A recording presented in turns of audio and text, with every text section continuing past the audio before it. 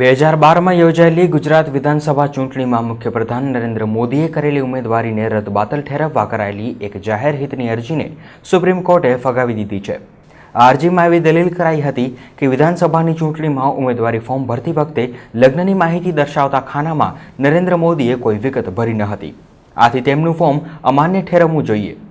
જો કે સુપ્રીમ કોર્ટના ચીફ જસ્ટિસ પી સતશિવમ અને રંજન ગોગોઈએ આ કામગીરી તત્કાલીન સિલેક્શન ઓફિસરની હતી તેમ જણાવ્યું હતું।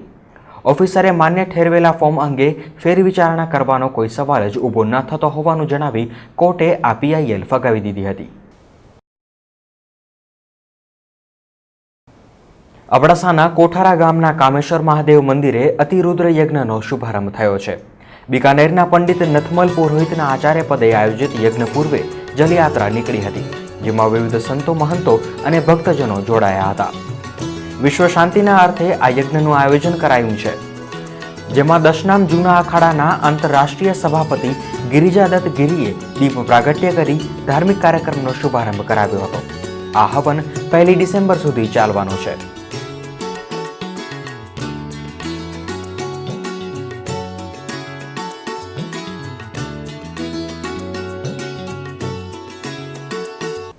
ને અંતમાં મુખ્ય સમાચારો ફરી એકવાર।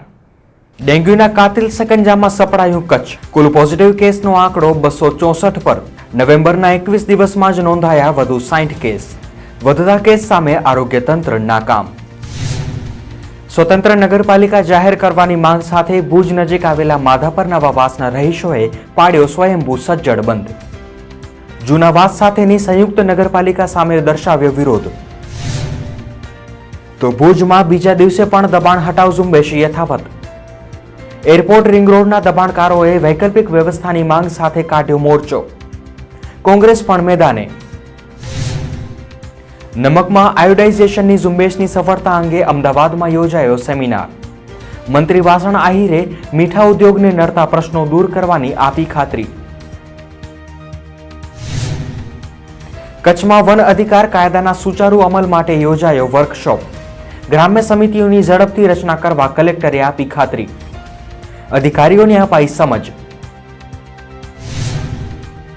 ને વેકેશનના સમાપન સાથે જ વિદ્યાર્થીઓની ચહલ પહલથી શાળાઓ બની ચેતનવંતી।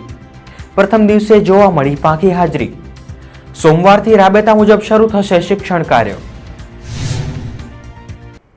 તો આ હતા આજના કચ્છ ઉદય ટીવી ન્યૂઝ। આવતીકાલે ફરીથી મળીશું, ત્યાં સુધી રજા આપશો। નમસ્કાર।